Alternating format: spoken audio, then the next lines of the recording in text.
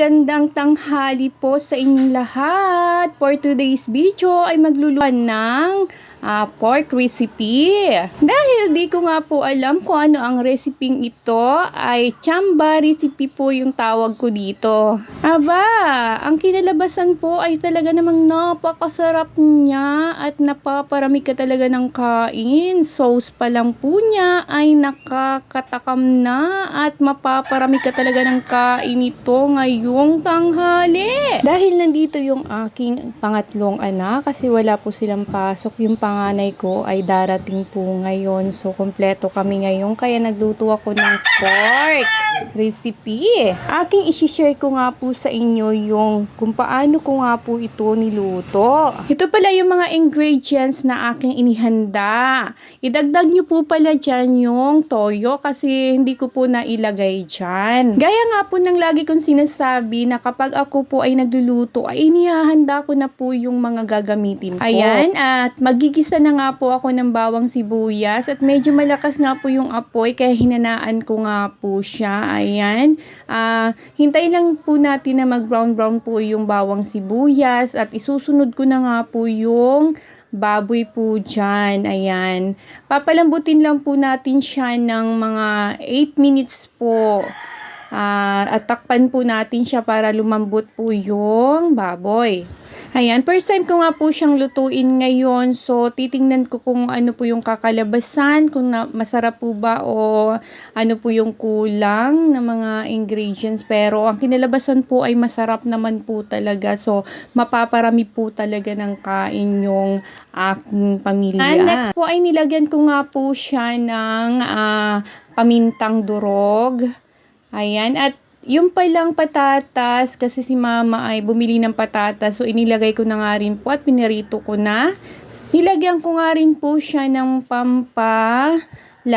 Ayan, yung bitchin po, nilagyan ko na po siya at hayaan lang po siyang kumulo pa. At pagkatapos po ay nilagyan ko na rin po siya ng oyster sauce, isang pack. Mix lang po natin siyang mabuti dyan at para yung mga seasoning ay sumiksik sa karning baboy. Nakalagay na nga po lahat ng seasoning at meron pa nga pong ilalagay dyan. Kasunod po yung kalamansi.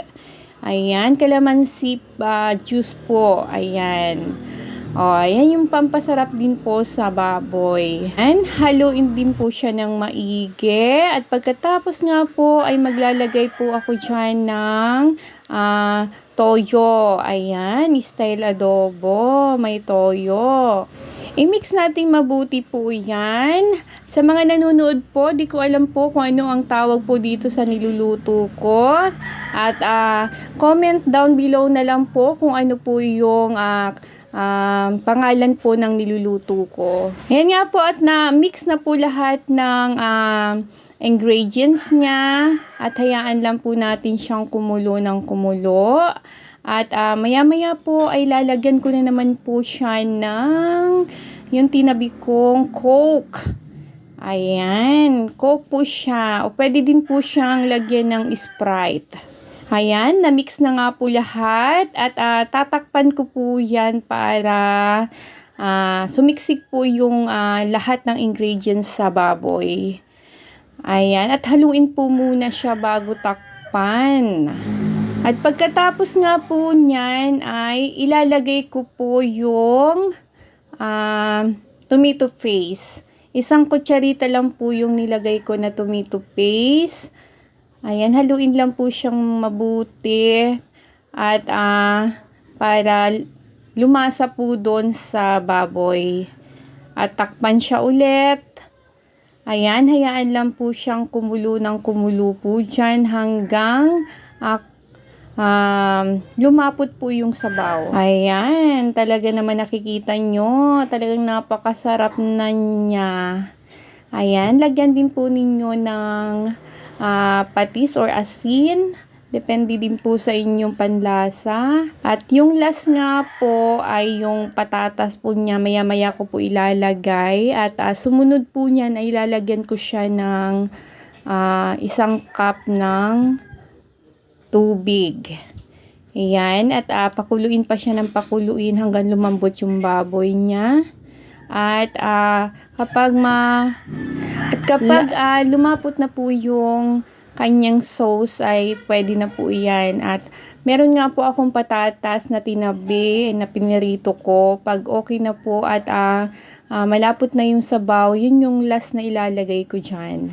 At yung mga anak ko ay naghihintay na, gusto nang kumain at tanghali na nga rin po at alas 12 na rin at malapit na nga rin po maluto at pwede nang iserve ito.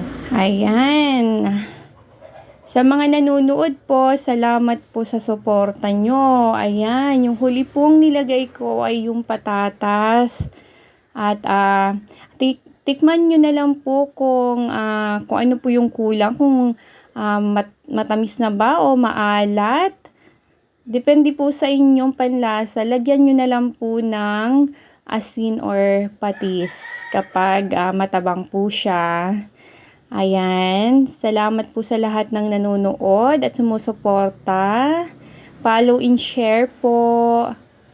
Maraming salamat po sa full support nyo po sa akin. Ayan. Luto na. Ano po yung ulam ninyo ngayong tanghali? Gayahin nyo na po itong recipe na to. Talagang masarap po siya, promise. Ayan. Salamat po sa panonood. Bye-bye.